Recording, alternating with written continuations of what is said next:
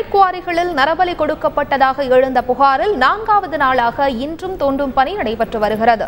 இந்நிலையில் தற்போது மேலும் ஒரு எலும்புக்கூடு கண்டெடுக்கப்பட்டுள்ளது. இது தொடர்பான விரிவான தகவல்களை மதுரை செய்தியாளர் சரவணனிடம் கேட்போம். சரவணன், 4வது நாளா தோண்டும் பணியின் போது எலும்புக்கூடு கண்டெடுக்கப்பட்டிருக்கு, இது பத்தி சொல்லுங்க.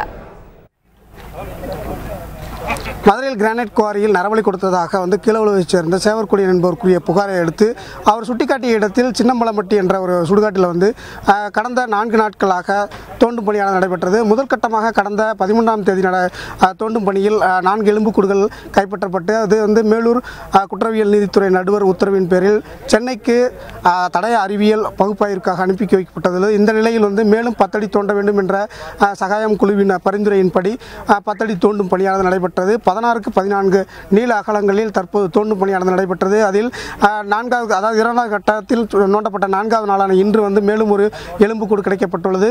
இந்த 4வது கட்ட இந்த 4 நாட்களில் மொத்தம் 4 எலும்புகள் கண்டுபிடிக்கப்பட்டுள்ளது. மொத்தமாக இந்த பகுதியில் 8 எலும்புக்கூடுகள் கண்டுபிடிக்கப்பட்டிருக்கிறது.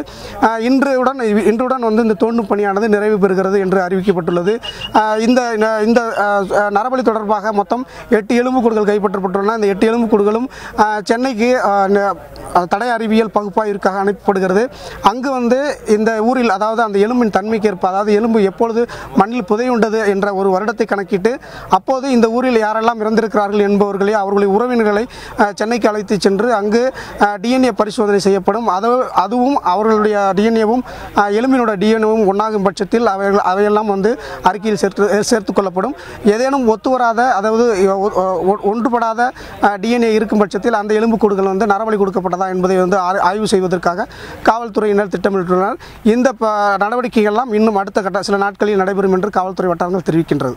நரபலி புகார் தொடர்பாக சகாயம் குழுவினர் தலைமையில் மலம்பட்டியில் 4வது நாளாக தோண்டும் பணி நடைபெற்று வருவதன் தற்போதைய நிலவரம் குறித்து எமது செய்தியாளர் சரவணன் தெரிவித்தார்.